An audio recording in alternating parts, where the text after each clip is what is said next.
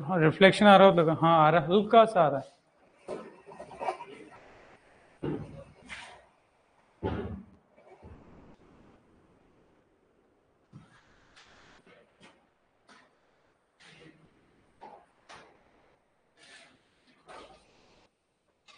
ज्यादा कुछ नहीं बढ़ रहा।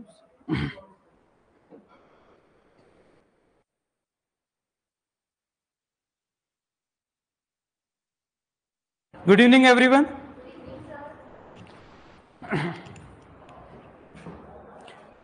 अपनी बात चल रही थी डिजीजेस की वेजिटेबल्स के अंदर। वेजिटेबल्स के लास्ट अपन ने बात करी थी, कैरेट की बात कर ली थी, है ना। और अभी जो अपन लास्ट कुछ क्रॉप्स की डिजीजेस बात कर रहे हैं उनमें ज्यादा डिटेल नहीं, केवल कॉजल ऑर्गेनिज्म ही अपन मेनली देखेंगे। तो ज्यादा कोई लोड नहीं, कोई इंपॉर्टेंट कोई क्वेश्चन होगा तो वो आपको अदर नेम वगैरह का होगा तो साथ में अपन बता देंगे।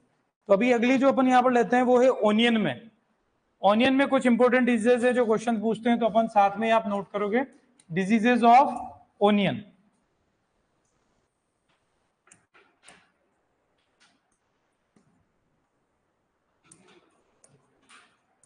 ऑनियन के अंदर अलग अलग आपको डिजीज मिलेगी, जिसमें सबसे पहले अपन ध्यान रख लेते हैं पर्पल ब्लॉच करके मैंने आपको बताया था। अल्टरनेरिया पोरी जो यहाँ पर आपके फंजाई वो करेगी पर्पल ब्लॉच। कई बार क्वेश्चन पूछ लेते हैं इसके। अल्टरनेरिया पोरी,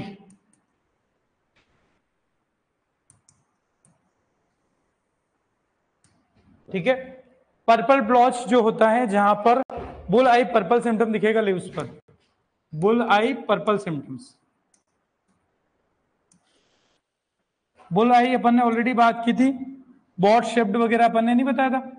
पर्पल सिम्टम ऑन लीव्स, नाम इसीलिए क्योंकि सिम्टम्स जो दिखेगा वो पर्पल कलर में दिखेगा और आपको धब्बा दिखेगा बुल आई कलर में लीव्स के ऊपर। बस इतनी सी बात ध्यान रखनी, इसीलिए इसका नाम है पर्पल ब्लॉच। दूसरा जो अपन यहां पर ध्यान रखेंगे पाउडर मिल्ड्यू, जो चिली और ऑनियन में सेम ही है। चिली में अगर अपने को याद है तो इधर भी याद रह जाएगा। Powder mildew of chili and onion, बता दो क्या है causal organism. Leveillula taurica, chili and onion क्या था, लेवेलुला टोरिका।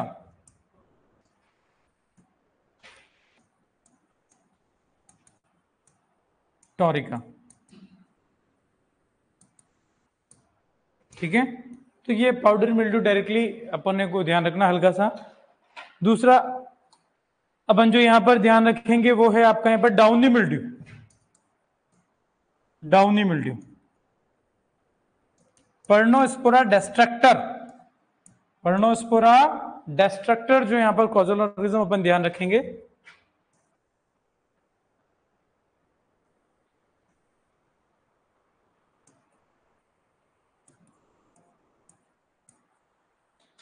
सीधा सा डाउनी मिल्ड्यू ऑफ ओनियन के लिए जो कॉजल ऑर्गेनिज्म है पर्नोस्पोरा डेस्ट्रक्टर। ओनियन स्मज, ये भी इंपॉर्टेंट है। ओनियन स्मज, चार ही है, उन्हीं इंपॉर्टेंट पर अपन बात कर रहे हैं। ये होगी कोलेटोट्राइकम फंजाई से, कोलेटोट्राइकम सिर्सिनेंस जिसको अपन कहेंगे, उससे ये होती है ऑनियन स्मज। स्मट नहीं है, ध्यान रखना, स्मज है। कोलेटोट्राइकम सिर्सिनेंस।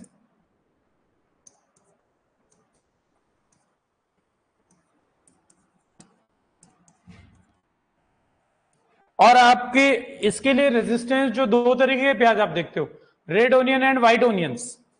एक तो लाल कलर के होते हैं और एक सफेद प्याज, दोनों होते हैं। तो रेड वाले होते हैं वो इस स्मज के लिए रेजिस्टेंट होते हैं। स्मज अगर आपने देखा हो तो कई बार लाल पे नहीं दिखेगा, बताता हूं कैसे, आपने घरों पे भी देखा होगा। जैसे ही अपन ऑनियन को ओपन करते हैं कई बार वो अंदर से काले काले निकलते हैं, अंदर ब्लैक ब्लैक दिखता है पूरा, वो स्मज होता है। स्पेशली आपको कहां दिखेगा, व्हाइट ओनियंस में ज्यादा दिखेगा, रेड वाले में ये कम होता है, तो वो आपकी स्टोरेज में भी दिखता है। तो ओनियन स्मज के लिए अपन यहां पर रहेंगे कि red onions are more resistant, और उसके लिए रिस्पॉन्सिबल दो है, एक प्रोटोकेचुइक एसिड इसके अंदर होता है, प्रोटोकेटिकॉल जो होते हैं, दो चीजें होती हैं जिसकी वजह से ये रेजिस्टेंट होते हैं। एक लाइन ध्यान रखेंगे, red onions are resistant, red onions या red onion varieties are resistant due to presence of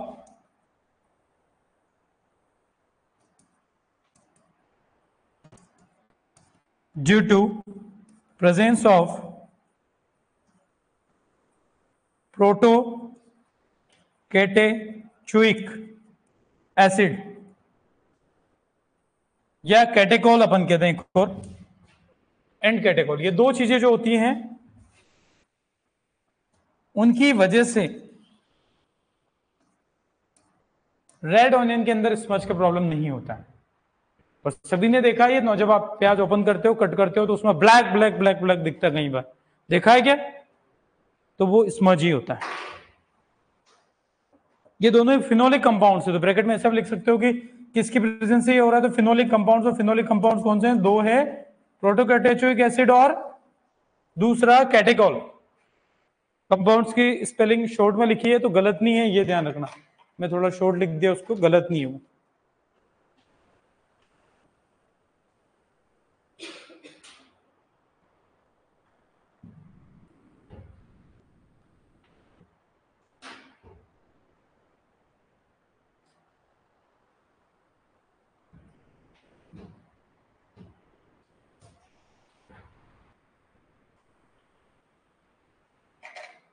ध्यान रहेगा।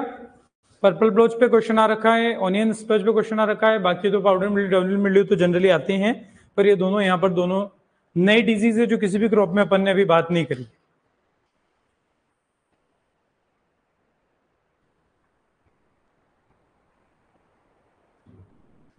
कहां पे? Presence of protocatechuic acid. जैसे जैसे स्पेलिंग गए वैसे वैसे पढ़ लो, प्रोटोकैटेचुइक एसिड एंड कैटेकोल।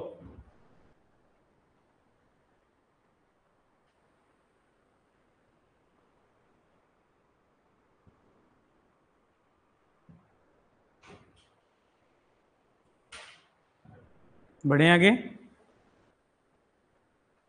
कुछ दो डिजीज और ध्यान रख रहे हैं अपन ऑनियन में। एक तो जिससे अपन कहते हैं एंथ्रेक्नोज। एंथ्रेक्नोज बोलते ही दिमाग में कॉजल ऑर्गेनिज्म आ गया, कोलेट्राइकम ग्लोस्पोरियोट्स। इस एंथ्रेक्नोज को दो और नाम से भी जानते हैं, किसे ट्विस्टर डिजीज भी कहते हैं और इसे सेवन कर्ल डिजीज भी कहते हैं। तो ये भी अपन अगले आ जाते हैं। सबने कर लिया नोट? फिफ्थ, एंथ्रेक्नोज या इसे अपन ट्विस्टर डिजीज, या इसे अपन एक और कहेंगे सेवन कर्ल। अलग अलग नाम दे रखे हैं क्योंकि माइनर डिजीज है, तो डिटेल में अपन नहीं जा रहे। हम केवल एंथ्रेक्नोज के अकॉर्डिंग आपका जो कॉजल ऑर्गेनिज्म होता है कोलेटोट्राइकम ग्लोस्पोरियोट्स।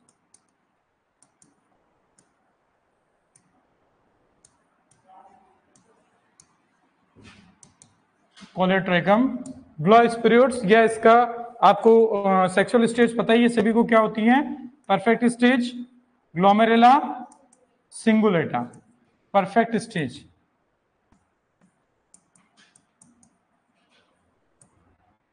Glomeruli cingulata. इसमें कोई नई बात नहीं, इसमें बस डिजीज के अदर नेम्स अपने को ध्यान रखने हैं।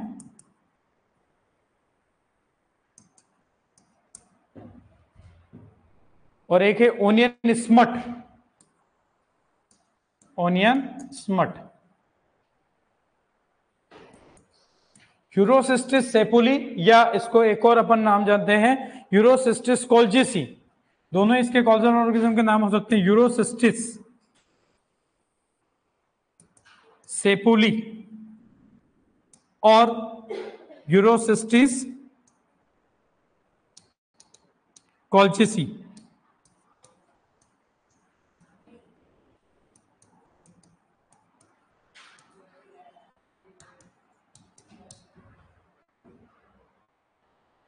तो ये इसमें ऑनियन के कुछ डिजीजेस हैं जहां पर आपको ध्यान रखना है कि कौन कौन से क्या क्या कॉजल ऑर्गेनिज्म है। स्पेशल बात दो में बताई थी, पर्पल ब्लोच वो तो ठीक है। रेड ऑनियन रेजिस्टेंट आपके जो आपको हमने बताया था किसमें? ओनियन स्मज में। बढ़े आगे।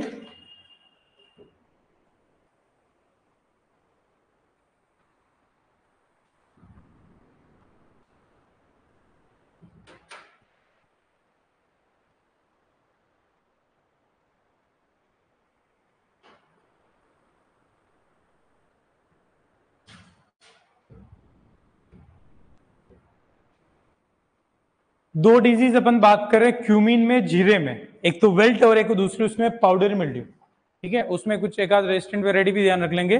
तो आते हैं क्यूमीन, जीरा। अब कुछ मसाले वाली बात है थोड़ी सी, दो तीन, जिस पे आ रहे हैं अपन क्यूमीन पे। सबने कर लिया note? Diseases of cumene.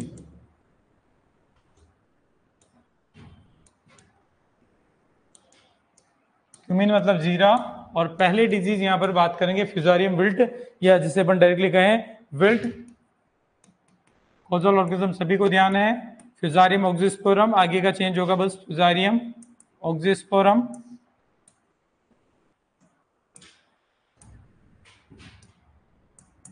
Oxysporum, फॉर्मा स्पेशलिस क्यूमिनी, कमीनी नहीं है, क्यूमिनी है ना, कई बार पढ़ते पढ़ते कमीनी पढ़ने पर, तो क्यूमिनी अपन ध्यान रखेंगे। इसकी कुछ दो तीन वेराइटी भी आपको रेजिस्टेंट बता रहा हूं, ध्यान दे जाए तो अच्छी बात है। वैसे ये आपके उधर कहीं काम आ जाएगा क्यूमिन वगैरह, जो आप हॉर्टिकल्चर वगैरह में पढ़ते होंगे। हॉर्टिकल्चर में पढ़ोगे क्यूमिन, किधर पढ़ते हो? हॉर्टी में पढ़ो, स्पाइसेस में। ठीक है, तो इसके अंदर आप बात ध्यान रखो, GC3 GC4, GC3 GC4 दोनों ही विल्ट रेजिस्टेंट है।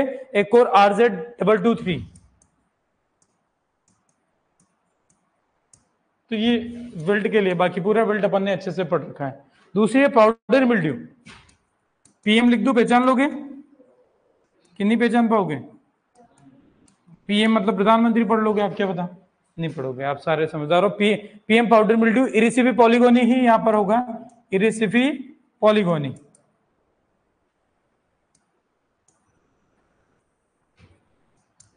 इरिसिफी पॉलीगोनी, और इसमें भी एक आध रेजिस्टेंट वैरायटी अपन याद रख सकते हैं, हिसार माधवी।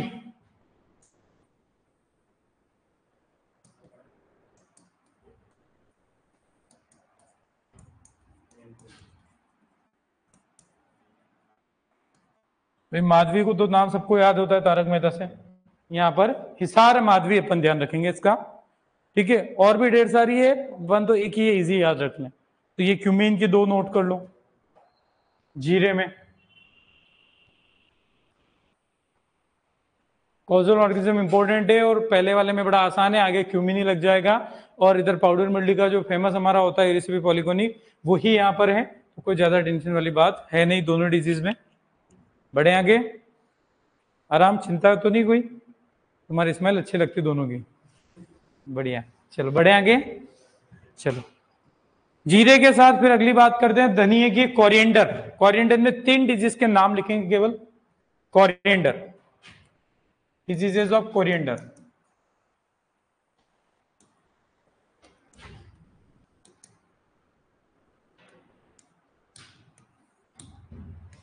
कोरिएंडर के अंदर सबसे पहले डिजीज जो अपन यहाँ पर सीधे से कॉजल ऑर्गेनिज्म ही याद रखना है, तो पहले डिजीज जो इसकी अपन बात कर रहे हैं वो है स्टेम गॉल। स्टेम गॉल, प्रोटोमाइसिस मैक्रोस्पोरस करके यहां पर अपन ध्यान रखेंगे, प्रोटोमाइसिस मैक्रोस्पोरस।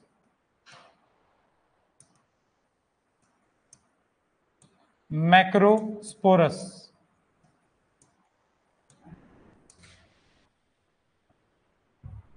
क्राउन गॉल फॉर्मेशन हमने पढ़ा है, एग्रोबैक्टीरियम से होता है क्राउन गॉल।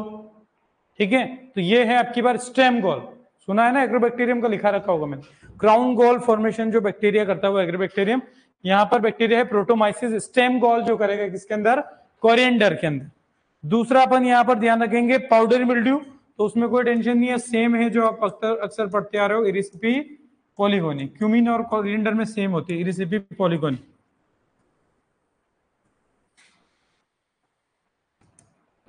तीसरे डिजीज एक और अपन यहां पर जो ध्यान रखना है वो है विल्ट। तो सेम उसी तरीके से जैसे जीरे में था, नाम में आगे हल्का सा चेंज होगा, फ्यूजारियम ऑक्सीस्पोरम, फ्यूजारियम ऑक्सीस्पोरम, फॉर्मा स्पेशलिस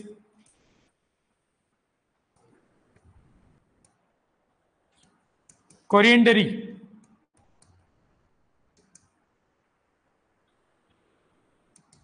कोरिएंडर से ही आगे आ जाएगा कोरिएंडरी। तो बड़ा आसान सा विल्ट, और ये दोनों डिजीज अभी हमने क्यूमिन में भी पढ़ी, जीरे में भी तो लगभग मिलती हुई बात है, बस एक हल्का सा फर्क है कि उसमें क्यूमिन ही था और इधर कोरिएंडर रहेगा। बाकी एक एक्स्ट्रा डिजीज कोरिएंडर के अंदर होती है स्टेम गोल, जो एक बैक्टीरिया प्रोटोमाइसिस मैक्रोस्पोरस से होगी, ध्यान रहेगा। बढ़े आगे, चलो अगर आगे अपन आते हैं दो, वो जो है टर्मेरिक और जिंजर, इनकी भी एक एक दो दो अपन ध्यान रखेंगे, दो दो तीन डिजीज जो क्वेश्चंस में आती हैं उन्हीं को अपन लेना चाह रहे हैं, ज्यादा नहीं जाना चाह रहे, बहुत सारी हैं पर दो चार चीजें देख के अभी अपन खत्म करना है इसको। अगला है टर्मेरिक, हल्दी, कर लिया नोट, ये सारा diseases of turmeric.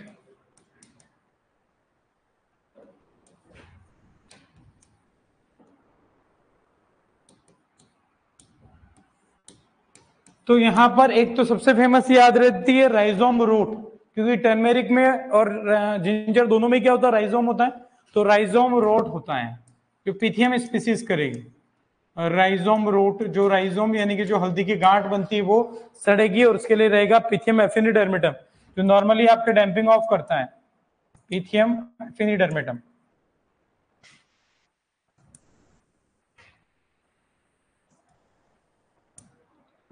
Rhizome road. दूसरा यहां पर लीफ ब्लॉच, ध्यान रखेंगे, जैसे पर्पल ब्लॉच ऑनियन में पड़ा, यहां पर लीफ ब्लॉच। लीफ ब्लॉच जो होगा टेफ्रिना मैक्यूलेंस जो फंजाई है उससे होगा, टेफ्रिना मैक्यूलेंस।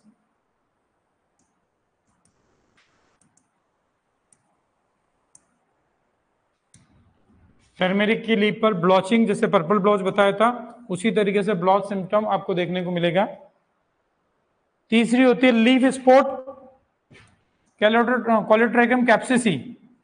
कैप्सिसी वैसे नॉर्मली चिली में होता है, लेकिन जरूरी नहीं हर जगह सेम मिले, तो यहां पर अपन ध्यान रखेंगे लीफ स्पॉट जो नॉर्मली आपके एंथ्रेक्नोज होता है, तो यहां पर एंथ्रेक्नोज की जगह अपन जो कह रहे हैं लीफ स्पॉट, आप चाहो तो ऑब्लिक करके एंथ्रेक्नोज भी लिख सकते हो, क्योंकि ये किससे हो रहा है, कोलेट्राइकम से, कोलेटोट्राइकम कैप्सिसी। ये तीन डिजीज अपन ध्यान रखेंगे टर्मेरिक के अंदर। राइजोम रोट जो इंपॉर्टेंट है क्वेश्चन के हिसाब से, टर्मेरिक की मेन डिजीज राइजोम रोट, जहां पर आपके हल्दी की जो गांठ है वो अंदर सड़ जाती है पिथियम फंजाई की वजह से।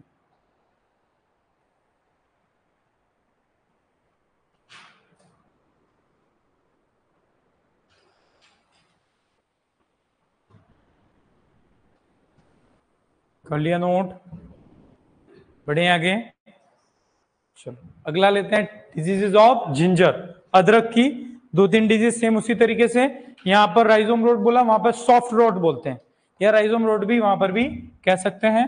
तो अगली है डिजीजेज ऑफ जिंजर।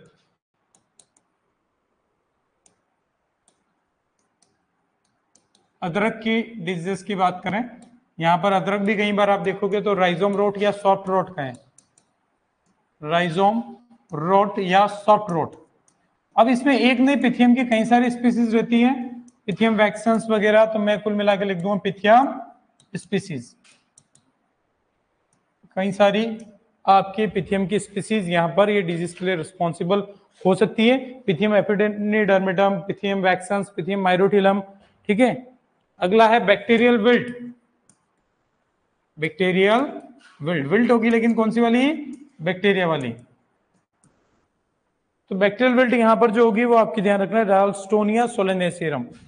अलग अलग जगह अलग अलग बैक्टीरिया रिस्पॉन्सिबल होता है, राल्स्टोनिया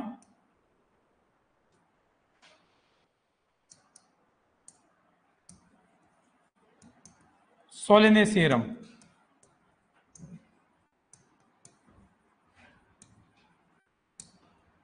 बैक्टीरियल विल्ट ऑफ जिंजर। और लास्ट इसमें एक ध्यान रखेंगे leaf spot, Phyllosticta zingiberi, leaf spot, Phyllosticta, यहां पर लीफ स्पॉट का थोड़ा सा लग रहेगा, फाइलोस्टिका जिंजिबेरी।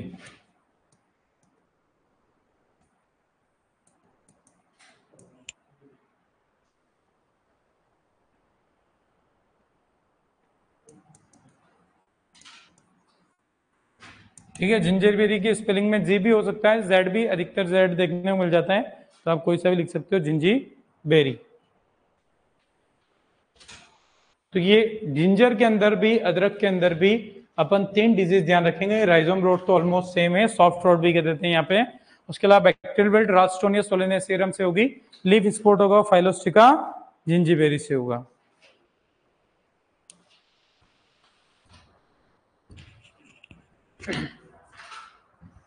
क्लियर है? कार्डेमम में बड़ी इंपॉर्टेंट डिजीज पूछी जाती है, कट्टे या फुरकी, मार्बल डिजीज भी कहते हैं, उसका क्वेश्चन कई बार आया, उस पे आते हैं। 2 डिजीज बात करेंगे, कार्डेमम इलायची की। नोट कर लिया सबने? खत्म हो जाएगी क्योंकि कार्डेमम का इंपॉर्टेंट है, क्योंकि क्वेश्चन जो पूछे जा सकते हैं वो अब 3 है, 3 ही बता रहा हूं, 3 में भी केवल कोजल ऑर्गेनिज्म बता रहा हूं। अब इतना तो पढ़ना ही पड़ेगा। क्वेश्चन हॉर्टिकल्चर में आ जाएगा, क्वेश्चन हॉर्टिकल्चर में आपका आ जाएगा यहां से, इसलिए ध्यान रखना। तो केवल 2 डिजीज बात करेंगे कार्डेमम की, diseases of cardamom.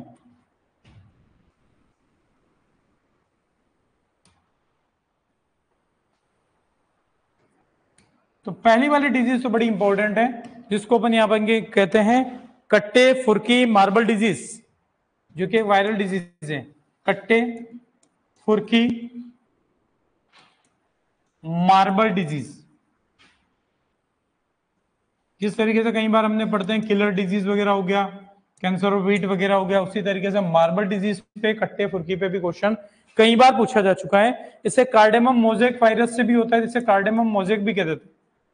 Cardamom mosaic, मतलब ये मोजेक आते हैं, अब पता चल गया कि किससे होगी, वायरस से होगी। तो इसका जो यहाँ पर वायरस रहेगा वो पोटी वायरस, पोटीविरिडी फैमिली का होता है, सिंगल स्टैंडर्ड आरएनए होगा। पोटी वायरस या Potyviridae family single standard RNA virus है। जेनेटिक मटेरियल ध्यान रखना है, डिजीज का नाम ध्यान रखना है, वेक्टर ध्यान रखेंगे पेंटालोनिया निग्रोनर्वसा कैलिडी करके अपन यहां पर ध्यान रखेंगे, एफिड। इसके वेक्टर पे भी इंपॉर्टेंट क्वेश्चन कई बार बन जाता है, एफिड। पेंटालोनिया डायरेक्ट 2 तरीके से नाम दे सकते हैं, पेंटालोनिया कैलिडी भी बोल देते हैं कई बार, पेंटालोनिया कैलिडी या पेंटालोनिया निग्रोनर्वोसा सब स्पीसीज कैलिडी। ये पेंटालोनिया निग्रोनर्वोसा कहां पढ़ा अपन ने, बताओ? बनाना बंची टॉप में है, तो वो भी वायरस, ये भी वायरस, ध्यान रह जाएगा। Nigra nervosa sub species कैलिडी।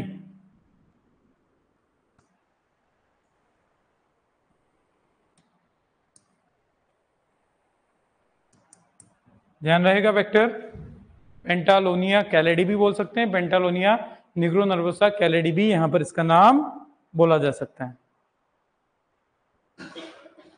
दूसरी है, उसमें नाम पे क्वेश्चन बनता है क्योंकि वो डिजीज है फाइटोप्लाज्मा से। तो अक्सर आपको क्वेश्चन पूछा जाता है फाइटोप्लाज्मा से कौन सी डिजीज होती है। तो अगली है जिससे कैप्सूल, भाई इसका फ्रूट क्या बनता है, कैप्सूल बनता है कार्डेमम का। तो कैप्सूल रोट, फ्रूट रोट या एजुकल डिजीज के नाम से भी इसको जानते हैं। 3 नाम है जो किससे होती है, फाइटोप्लाज्मा, इतना ही अपन ध्यान रखेंगे। Capsule rot, fruit rot, fruit capsule है तो फ्रूट रोट, या इसे एक नाम और भी दिया गया है जिसे कहते हैं एजुकल। बाकी ज्यादा इंपॉर्टेंट हमारे पहली डिजीज है एग्जाम के हिसाब से, एजुकल डिजीज,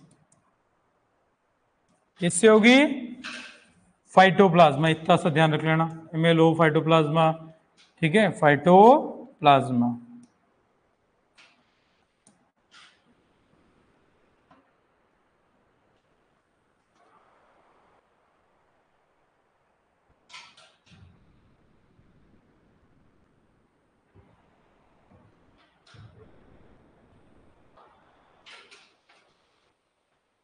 दोनों इंपॉर्टेंट है, बाकी और भी है, लेकिन अपन इन 2 डिजीज पे ही बात कर रहे हैं। और ज्यादा क्वेश्चन इसमें सिंपल सा डायरेक्ट क्वेश्चन पूछते हैं कि फाइटोप्लाज्मा से होने वाली डिजीज में कैप्सूल रोट, फ्रूट रोट या एजुकल डिजीज के नाम से जानते हैं। बाकी क्वेश्चन कट्टे फुरके मार्बल का पुराना पेपर देखोगे तो क्वेश्चन पूछा हुआ है ऑलरेडी इसका, ठीक है।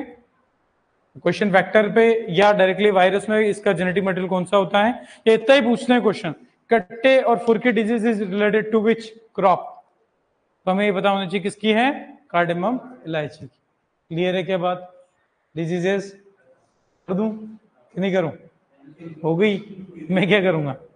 ठीक है, तो ये हल्का सा अपने को यहाँ पर कुछ चीजें थी, थोड़ी सी डिजीजेस मैंने कहा था अपन बाद में, तो केवल जो चीजें ली अपन ने जो कोजल ऑर्गेनिज्म ही लिए, क्योंकि दिक्कत इसलिए नहीं आ रही है क्योंकि मैक्सिमम डिजीजेस हम डिटेल में पढ़ चुके हैं। कट्टे फुर्गी का मैनेजमेंट पूछे तो आप खड़े खड़े मैनेजमेंट बता सकते हो क्योंकि हमने पूरा पढ़ लिया। ठीक है, क्योंकि वायरस से क्या क्या करना है सब चीजें बार बार अपन ने इतनी बोली कि आपको कॉपी में भी देखने की जरूरत नहीं पड़ती है।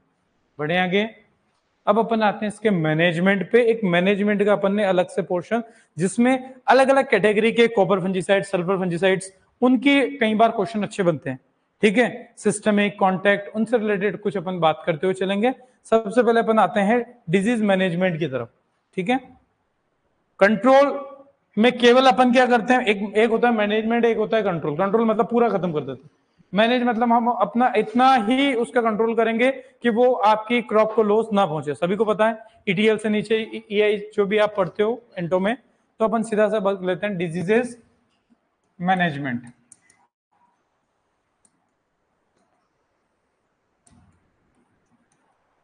और अगली क्लास में अपना पैथोलॉजी पूरी तरीके से कंप्लीट हो जाएगा।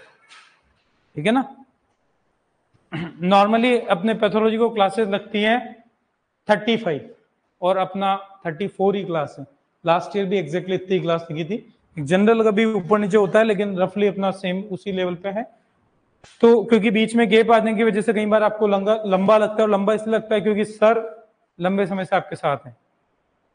ठीक है, तो आपको वो होता है, तभी मैंने तो कल ही कुछ पूछा था आपसे, है ना, इसलिए क्योंकि वो एक होता है यार। आप मेरे को ऐसा कई बार लगता है मैं इस बैच के स्टूडेंट,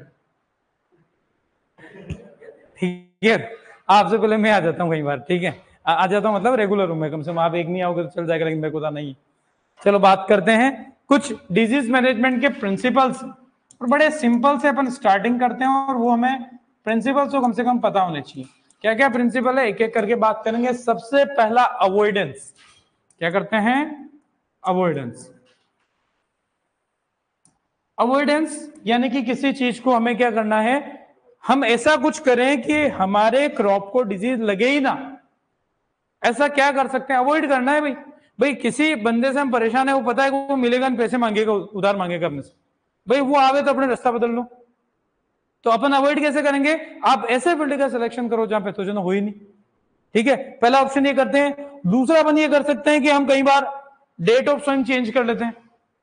ठीक है, अर्ली लेट अपन सोइंग कर देते हैं, ताकि जब पैथोजन आएगा तब पैसे उधार मांगने आएगा तब अपन घर पे मिलेंगे ही नहीं उसको। ठीक है, उसी तरीके से तो दो चीजें ही ध्यान रखनी है अवॉइडेंस के अंदर, कोई डेफिनेशन नहीं। अवॉइड करना और कैसे करेंगे, पहला selection of field free from pathogen.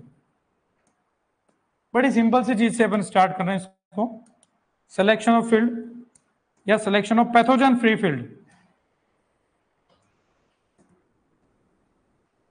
बोले सर हमें कैसे पता चला पैथोजन है कि नहीं उसमें। अब लास्ट सीजन में आपने कोई क्रॉप ऐसी बोई है जो सॉइल बोर्न पैथोजन की डिजीज उसमें रही है, तो वैसी वाले सॉइल बोर्न पैथोजन वहां हो गई होगा, तो आपको कम से कम ऐसी तो नहीं ग्रो करनी चाहिए। कई बार पिथियम की बात आती है, पिथियम कई सारे क्रॉप में डिजीज करता है। अब आप ऐसी क्रॉप वहां पे लगा लोगे तो पिथियम उस क्रॉप में भी करेगा डिजीज। ठीक है, डैम्पिंग ऑफ कर देगा इसी तरीके से। तो पहला अपन यहां पर करेंगे selection of pathogen free field. दूसरा changing the date of sowing. बस सिंपल सी बात, कोई डिटेल बात नहीं करनी इसकी, सबको पता है। ऐसे हम कर सकते हैं अवॉइड। पहला काम किया, डिजीज को अवॉइड कर दिया। दूसरा अपन कहेंगे जहां पर बात करें तो एक्सक्लूजन, बहिष्कार, बहिष्करण जिसको कहते हैं, एक्सक्लूजन। ठीक है, या इरेडिकेशन भी कई बार इसको कह दिया जाता है। ठीक है, रिमूवल भी या इरेडिकेशन अपन अगला लें, सिंपल से इसको कहते हैं एक्सक्लूजन। एक्सक्लूजन का मतलब बहिष्कार करना, इरेडिकेशन तो मतलब उन्मूलन, हटाना। इसमें अपन क्या करेंगे कि जैसे आप कई बार कहते हो ना यार चाइनीज सामानों का बहिष्कार करना चाहिए। ठीक है, मतलब उनको इंडिया में आने देना चाहिए कि नहीं आना देना चाहिए, अपन अपना कहना है कि नहीं आने देना चाहिए। उसी तरीके से यहां पर हम कहेंगे कि जो डिजीज पैथोजन है वो हमारे फील्ड में, हमारे क्रॉप में नहीं आना चाहिए। कैसे नहीं आएगा, आप बहुत सारे तरीके हैं। आप क्या करो, सीड ट्रीटमेंट कर लो। सीड ट्रीटमेंट कर लोगे तो क्या पैथोजन फील्ड में पहुंचेगा, ऑलरेडी वो सीट बॉर्न पैथोजन होगा तो वहीं खत्म हो जाएगा। पहला ऐसा, और भी कई तरीके अपन दे सकते हैं। सर्टिफाइड सीट लेके आओ, सर्टिफाइड सीट होगा, वो ऑलरेडी ट्रीटेड होते हैं और उन पर पूरा ध्यान रखा जाता है, तो वहां पर भी आपकी क्या पैथोजन आएगा, नहीं आएगा। क्वारंटाइन इंस्पेक्शन, आपको पता है क्वारंटाइन ऑफिसर्स होते हैं, अगर इंडिया आउट ऑफ इंडिया या कोई भी डोमेस्टिक क्वारंटाइन वाली प्रॉब्लम है, ऐसी डिजीज अगर हमारे क्रॉप में आने की पॉसिबिलिटी है, तो आप क्वारंटाइन उनको एंट्री होने ही मत दो, दूसरे देश से हमारे इंडिया में एंट्री मत होने दो। तो 2-3 लाइन में बात करते हैं एक्सक्लूजन की। तो एक्सक्लूजन, इसका हिंदी का वर्ड इसलिए ध्यान रख रहा हूं ताकि आपको थोड़ा सा बाद में याद रहेगा। अवॉइडेंस तो कोई मुश्किल नहीं, इसको कहते हैं बहिष्करण, ताकि अपन बहिष्कार शब्द को तो आसानी से जानते हैं, तो थोड़ा दिक्कत नहीं आएगा। इसकी बात करें, preventing entry of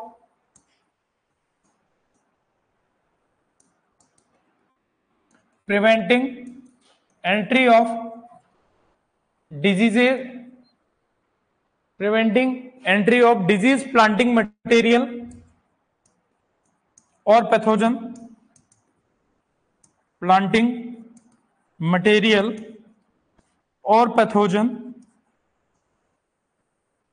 preventing the entry of disease planting material or pathogen into an area।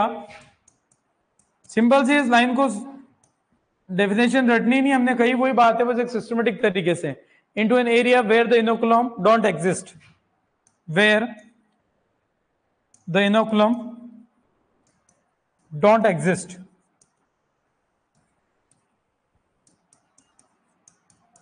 कैसे कैसे कर सकते हैं, तो कुछ पॉइंट यहां पर। सबसे पहला, एक तो क्वारंटाइन इंस्पेक्शन होगा। क्वारंटाइन के अंदर आपको पता ही है कि बाहर से कोई भी मटेरियल आएगा तो बिना एश्योर किए, बिना किसी गारंटी के वो हमारे इंडिया में एंट्री नहीं करेगा। दूसरा अपन यहां पर कर सकते हैं सीड सर्टिफिकेशन और सीड ट्रीटमेंट। सीड सर्टिफिकेशन और सीड ट्रीटमेंट। आपको कई बार सिंपल सा क्वेश्चन पूछ लें, seed treatment is the principal which type of disease, principle of disease management, तो आंसर होगा एक्सक्लूजन। ठीक है, कॉन्सेप्चुअल क्वेश्चन ऐसे बना सकता है।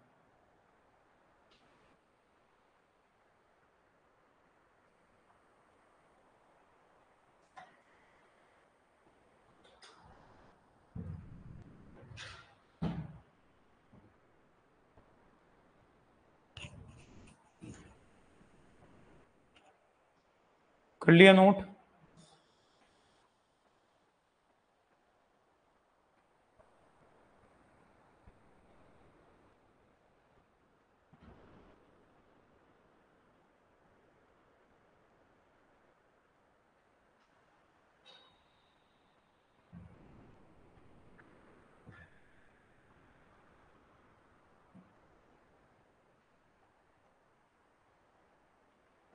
बढ़े आगे। तो बड़ा सिंपल सा अवॉइडेंस का तो हमने समझ लिया। एक्सक्लूजन की बात, जो डेफिनेशन लिखी है उसको देखते हैं। Preventing entry of disease planting material. भाई हम क्वारंटाइन में क्या करते हैं, उसी बात को, सारी बात वही लिखी है, यूं समझो तो। प्रिवेंटिंग करना है डिजीज प्लांटिंग मटेरियल को या पैथोजन को ऐसे एरिया में आने से जहां पर वो पहले से उपस्थित नहीं है, उसे ही कहते हैं क्वारंटाइन। भी वही चीज है, और वही क्या कर रहे हैं, एक्सक्लूजन कर रहे हैं, ताकि वो बहिष्कार कर रहे हैं, उसकी एंट्री हमारे यहाँ पे आने से हम रोक रहे हैं। तो कैसे रोक रहे हैं, क्वारंटाइन इंस्पेक्शन करके या सीड सर्टिफिकेशन करके। जब सीड प्रोडक्शन के टाइम पर सर्टिफिकेशन करते हैं कि भाई उसमें डिजीज का इन्फेक्शन है कि नहीं है, सर्टिफाइड सीड होता है।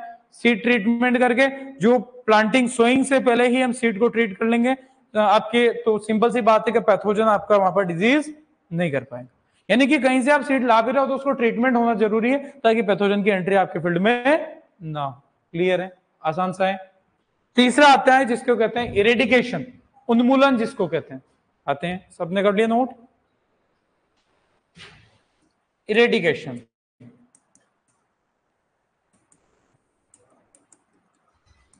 उन्मूलन क्यों लिख रहा हूं, ताकि आपको याद रह जाएगा।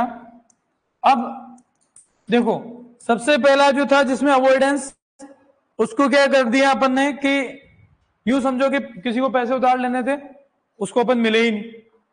ठीक है। दूसरा हुआ, अपन ने क्या किया, इसको एक्सक्लूजन। वो आना चाहता था, उसको आने ही नहीं दिया, अपने से पैसे मांगने आना, किसी और से बोल दिया उसको ले जा घुमाने कहीं, पर इधर नहीं आना चाहिए। ठीक है। तीसरा अपन यहां पर करेंगे उन्मूलन, वो आ गया लेकिन उसको यहां से निकालना है, कैसे भी बहाने भर के उसको निकालना है। मतलब ये इरेडिकेशन का मतलब ये हुआ कि पैथोजन ऑलरेडी आपके फील्ड में अवेलेबल है, उसको वहां से हटाना है। फॉर एग्जाम्पल आपने सुना होगा इस वर्ड को, पार्थेनियम इरेडिकेशन कैंपेन, गाजर घास उन्मूलन अभियान। उन्मूलन कर सकते हैं क्योंकि पार्थेनियम ऑलरेडी अवेलेबल है, ऑलरेडी जो चीज आ चुकी है उसको हम हटाने की बात करेंगे, बहिष्कार नहीं कर सकते। बहिष्कार तो उसको आने ही नहीं दे, अब आ तो गया है गाजर घास, लेकिन उसको हम उन्मूलन करते हैं, हटाते हैं। तो ये प्रिंसिपल जो है ये कहेगा कि डिजीज पैथोजन है उनको वहां से हटाना है। कैसे हटाएंगे उसी पे आते हैं, तो नोट करना, डिस्ट्रॉइंग और रिड्यूसिंग। बड़े सिंपल से, क्योंकि प्रिंसिपल समझ में आने चाहिए, क्योंकि यहां से अच्छे क्वेश्चन बना देता है वो कॉन्सेप्ट का यूज करते हो। डिस्ट्रॉइंग और reducing the inoculum, where it has already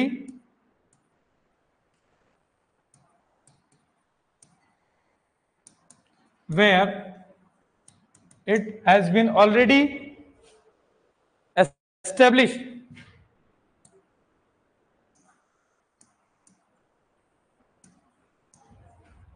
कैसे करेंगे इसके भी दो तीन अपन एग्जांपल ध्यान रख लेते हैं।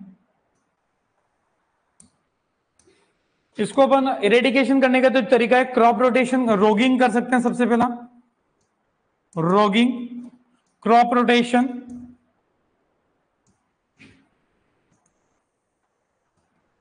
सोलर हीट ट्रीटमेंट या अपन कह सकते हैं, या इसके बजाय सॉइल ट्रीटमेंट करें, सॉइल ट्रीटमेंट, सॉइल ट्रीटमेंट। और बात करें यहां पर क्रॉप सैनिटेशन और hot water treatment, crop sanitation, soil solarization लेते हैं। सॉइल वो वैसे सॉइल ट्रीटमेंट में ही आ गया, सॉइल सोलराइजेशन।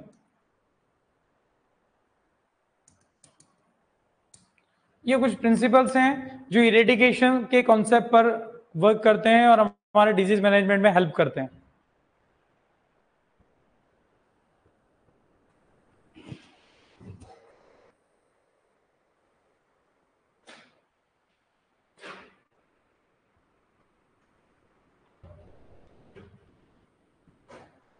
कर लिया नोट?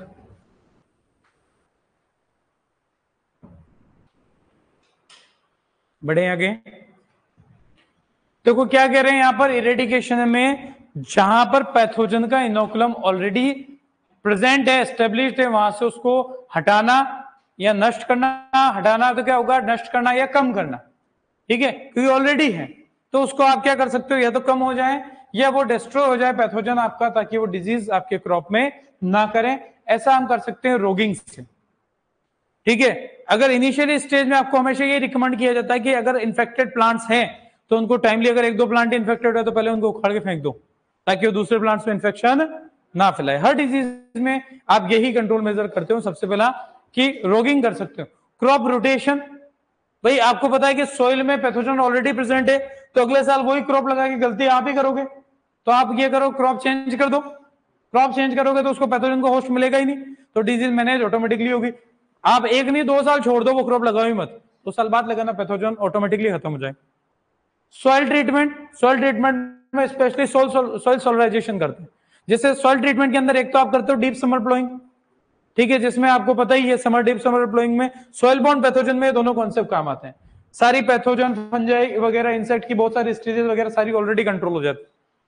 और आप सॉइल सोलराइजेशन में आप क्या करते हो, मल्चिंग वगैरह से टेम्परेचर अंदर बढ़ता है, जो आपके पैथोजन से वो अंदर डिस्ट्रॉयड हो जाते हैं। सॉइल सोलराइजेशन बताया मैंने, मृदा सौरीकरण। क्रॉप सैनिटेशन, क्रॉप सैनिटेशन का मतलब वही है कि कई बार हम क्या करते हैं कि हमारे जो क्रॉप का रेसिड्यू होता है, स्ट्रॉ वगैरह होता है, खेत में वहीं डाल देते हैं, खेत में वहीं डाल देते हैं। पहला तो ये बता रहा हूं, और भी चीजें बता रहा हूं। उसको हमेशा क्या करना चाहिए कि अगर वो पैथोजन है, मान लो आपकी कोई क्रॉप थी, आपने ग्रेन्स निकाल लिए, बचा हुआ स्ट्रो की, जैसे मेज, मेज में एक शब्द हमारी तरफ बोलते हैं कड़प, मेवाड़ में बोलते कड़प, जो बचा हुआ है, ठीक है, जो गाय भैंस को खिलाने में काम में आता है। तो वो पड़ा है, उस पर कई सारे हो सकते हैं पैथोजन है, वो वहां उस पे सर्वाइव कर रहे हैं और अगली खेत में प्रेजेंट है। अगर आपने उसको टाइमली नहीं करा तो अगले साल क्रॉप में वापस से आपको इन्फेक्ट करेंगे। क्रॉप सैनिटेशन में दूसरी बात, वीड्स को रिमूव करना है फील्ड से। वीड्स अगर हम रिमूव नहीं करेंगे तो कई सारे वीड्स आपके अल्टरनेट होस्ट का, कोलेटरल होस्ट का काम करेंगे। कई सारे वायरसेस में वो भी आपका अल्टरनेट होस्ट का काम करेंगे, जैसे मैंने येलो वेन मोज़ेक में बताया आपको। तो क्रॉप सैनिटेशन का मतलब फसल साफ सुथरी होनी चाहिए, कहने का मतलब सिंपल बात। तो वीड्स वाली ध्यान रखो, वीड्स हटे आदि समस्याएं, तो वीड्स कई बार आपके ये प्रॉब्लम भी करती हैं, ध्यान रहेगा इरिडिकेशन में। बाकी लास्ट के 2 मैकेनिज्म है, उनमें चौथा होता है रेजिस्टेंस, जिसमें हम प्लांट ब्रीडिंग की हेल्प लेते हैं और रेजिस्टेंट वेराइटीज बनाते हैं। ठीक है, रेजिस्टेंट वेराइटीज अपन डेवलप कर लेते हैं जहां पर प्रॉब्लम होगी ही नहीं। और लास्ट होता है प्रोटेक्शन, जहां पर हम केमिकल्स का यूज करके इसको कंट्रोल करते हैं। प्रोटेक्शन, यूज ऑफ केमिकल्स, जिसको ही हमें पढ़ना है अब। बाकी प्रिंसिपल में तो जो बात थी, जिसमें कल्चरल प्रैक्टिसेस की बात आगे लगभग। अच्छा, सॉइल ट्रीटमेंट में एक चीज और, जैसे ट्राइकोडर्मा कल्चर आप सॉइल में अप्लाई कर दो तो सॉइल बर्न पैथोजन वहां पर कंट्रोल हो ही जाते हैं। तो बहुत सारे तरीके होते हैं बनने, जो अपन ऑलरेडी कहीं ना कहीं पढ़ रहे थे। कल्चरल और बायोलॉजिकल, ऊपर वाला कल्चरल तो यहां तक आ गया 3 प्रैक्टिस तक। बायोलॉजिकल आ गया, रेजिस्टेंस में भी आ जाता है या फिर इनमें भी आ जाता है, ट्राइकोडर्मा, सुडोमोनास वगैरह की बात। ठीक है, रेजिस्टेंट वैरायटी हमेशा बायोलॉजिकल में आती है, रेजिस्टेंट वैरायटी बायोलॉजिकल मैनेजमेंट में आती है। और प्रोटेक्शन, यूज ऑफ केमिकल्स, जहां पर हम केमिकल्स का यूज करके डिजीज को कंट्रोल करने की बात करेंगे, वो अपन ध्यान रखते हैं। क्लियर है बात? बढ़े आगे, चलो अपन एक छोटी सी बात और देख लेते हैं आज, जो स्टार्टिंग कर रहे हैं फंजीसाइड से। ठीक है, बैक्टीरियासाइड की भी बात करेंगे अपन, स्पेशली सबसे पहले बात करते हैं फंजीसाइड। फंजीसाइड्स में सबसे पहली कैटेगरी अपन लेंगे कॉपर फंजीसाइड्स की। ट्रेड नेम भी बात कर लेंगे, कौन कौन से कैटेगरी किस किस टाइप के होते हैं। कई सारे उनकी केमिकल जो केमिस्ट्री से रिलेटेड क्वेश्चन भी आपके पूछे जाते हैं। सबसे पहले लेते हैं फंजीसाइड्स। एक कैटेगरी में जितना अपन अभी 5-10 मिनट में कर पाएंगे, आपको ज्यादा लेट नहीं करूंगा। फंजीसाइड सबसे पहला जो लेंगे कॉपर फंजीसाइड्स। सारे उन्हीं का ग्रुप है। कई बार एग्जाम में यही क्वेश्चन पूछ लें कि which one of the following is not a copper fungicide. तो हमें जब पता होगा कि कौन से कॉपर वाले हैं, तभी तो आंसर दे पाएंगे। ठीक है, आसान से क्वेश्चन के जवाब हम कई बार नहीं दे पाते, उसका रीजन। तो इसमें कॉपर फंजीसाइड में बात करें तो सबसे पहले आ रहे हैं कॉपर कंपाउंड फंजीसाइड।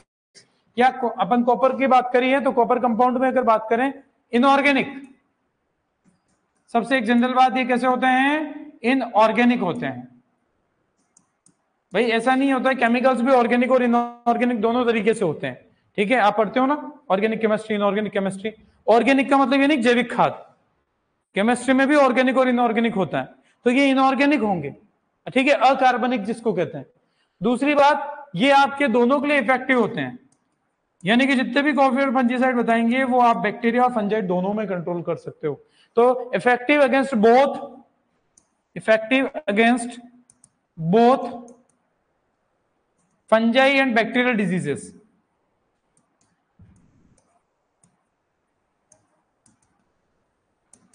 यानी कि आपको एक याद भी आ गया, जो मैं बार बार बताता था कि दोनों में काम आएगा। बताओ कौन सा?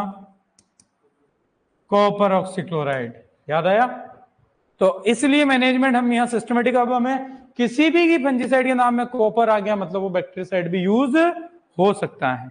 सिंपल से एक लाइन ही हमने स्टार्टिंग में बात कर ली कॉपर फंजीसाइड्स की। नॉर्मली ये कैसे होते हैं? इनऑर्गेनिक होते हैं। आपको ऐसे ही पूछ ले कॉपर ऑक्सीक्लोराइड इज, हमें सारा पता है कि कौन से कॉपर ले आओ, सब इनऑर्गेनिक होंगे। बढ़े आगे, सबसे पहला आता है कॉपर सल्फेट। ए करके बात करेंगे, कॉपर सल्फेट CuSO4।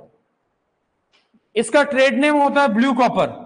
अलग अलग कंपनियों के अलग अलग ट्रेड नेम होते हैं, पर जो कुछ हमारे नॉन या जाने पहचाने होते हैं, जो एग्जाम में पूछते हैं, ब्लू कॉपर होगा, अंदर कॉपर सल्फेट, लेकिन वो अंदर जो मेन चीज है मतलब कॉपर सल्फेट है, लेकिन उसका ट्रेड नेम मार्केट में किस नाम से बिकेगा? ब्लू कॉपर के नाम से बिकता है। तो ये अपने को ध्यान रखना है। इसको डिस्कवर्ड किया था, कॉपर सल्फेट का एप्लीकेशन आपको पता होगा, बताया भी था मैंने, first discovered by Prevost, bunt disease control करने के लिए कॉपर सल्फेट का यूज किया था, बताया था मैंने आपको। ठीक है, तो ये क्वेश्चन इसी के अंदर भी हो जाएगा। First discovered by Prevost and used against bunt of wheat, used against bunt of wheat. Tilletia caries, Tilletia foetida के नाम से अपन ने इसका कॉजल ऑर्गेनिज्म पढ़ रखा है। तो टिलेशिया कैरीज से जो होने वाली बंट डिजीज वीट के अंदर है, उसको कंट्रोल करने के लिए कॉपर सल्फेट का यूज हो सकता है। उसको सबसे पहले डिस्कवर किसने किया? प्रिवोस्ट ने किया, ध्यान रहेगा। ट्रेड नेम इसका ब्लू कॉपर के नाम से ही आता है।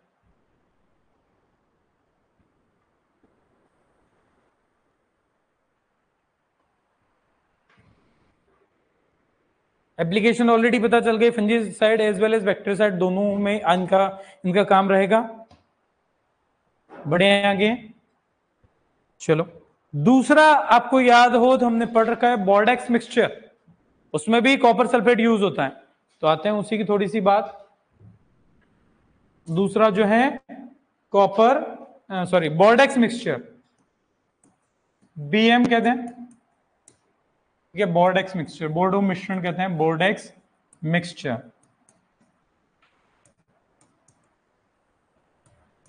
सभी को पता है डिस्कवर किया था प्रोफेसर पीएमए मिलार्डे ने for the controlling the downy mildew of grapes in France, ठीक है। पता है सबको, लिखने की जरूरत नहीं है, ऑलरेडी हिस्ट्री में अपन ने पढ़ रखा है। हम बात करें सिंपल सी, ये तीन चीजों का कॉम्बिनेशन था, आपको ऑलरेडी ये भी पता है, copper sulphate, lime plus water. इनका जो रेशियो था 5:5:50 पढ़ रखा है अपन ने। ये इसलिए लिख रहा हूं क्योंकि आगे अपन कंपेयर कर रहे हैं। 5 पाउंड, ये भी 5 पाउंड और वो 50 गैलन्स।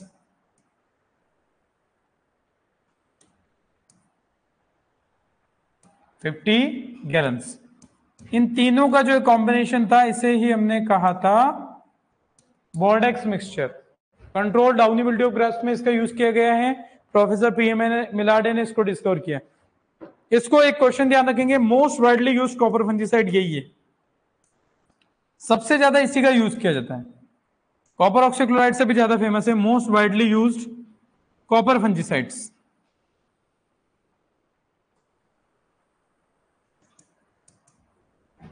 कौन सा? Bordeaux mixture.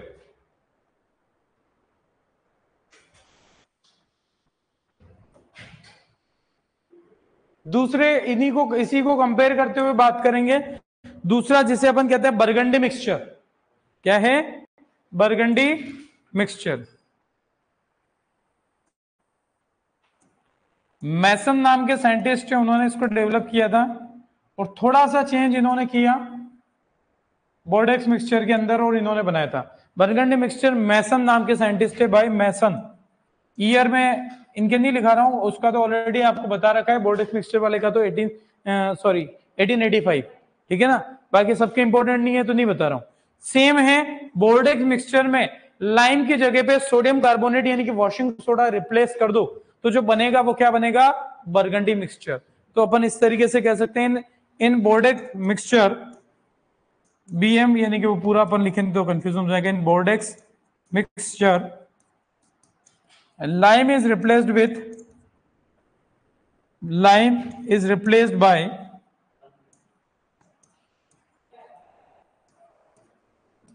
Sodium carbonate Na2CO3, sodium carbonate जिसे वॉशिंग सोडा भी कहते हैं। और सोडियम बाइकार्बोनेट होता है वो खाने का सोडा, सुना है आपने?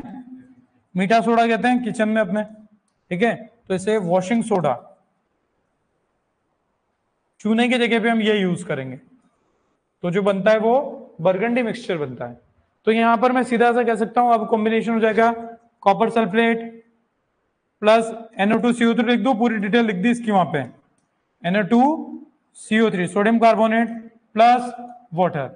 थोड़ा सा रेशियो चेंज होता है इनका, रेशियो पे इस पे क्वेश्चन नहीं, इस पे बस इतना सा क्वेश्चन आता है कि कौन सा कंपाउंड यहां पर लाइम को रिप्लेस करता है, तो सोडियम कार्बोनेट। और यहां पर इनका रेशियो थोड़ा सा चेंज होता है, 5:6:50, 5:6:50 ऑलमोस्ट सेम ही है, 5:50 की जगह 5:6:50 हो जाता है।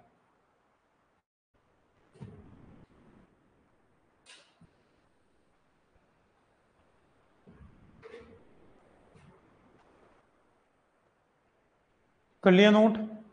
एक आध चीज और, एक उसी को भी साथ में बता के कॉपर फंजीसाइड को अपन क्लोज ही कर ना।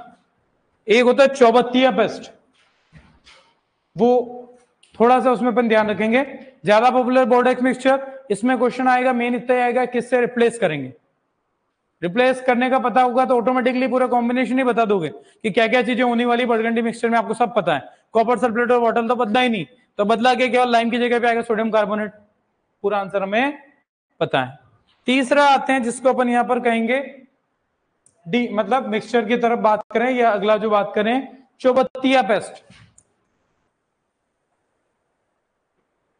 वीबी सिंह नाम से साइंटिस्ट हैं, उन्होंने बनाया। साइंटिस्ट इतने पॉपुलर अपने क्वेश्चन के हिसाब से नहीं है, फिर भी हल्का सा ध्यान रखेंगे। वीबी सिंह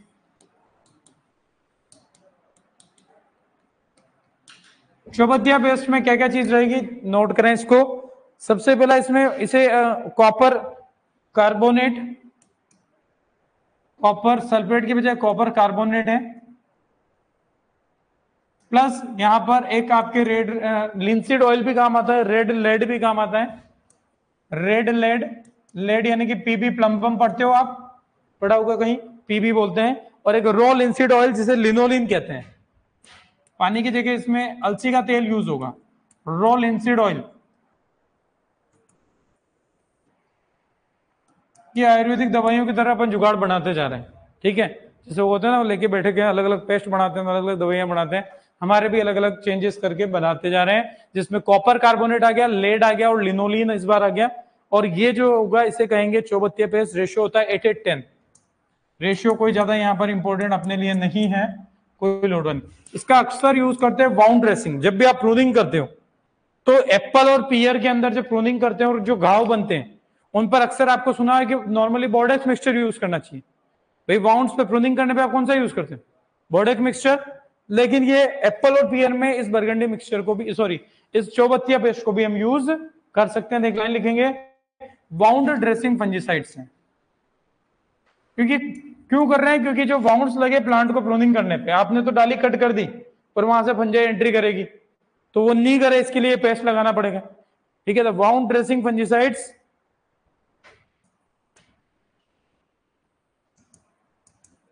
इन apple and pear, apple and pear, इनमें जो यूज होता है, वाउंड कब लगेंगे? जब प्रूनिंग करेंगे। सभी को पता है वाउंड ड्रेसिंग अपन कह सकते हैं। लास्ट यहां पर हमारा जाना पहचाना कॉपर ऑक्सीक्लोराइड, COC,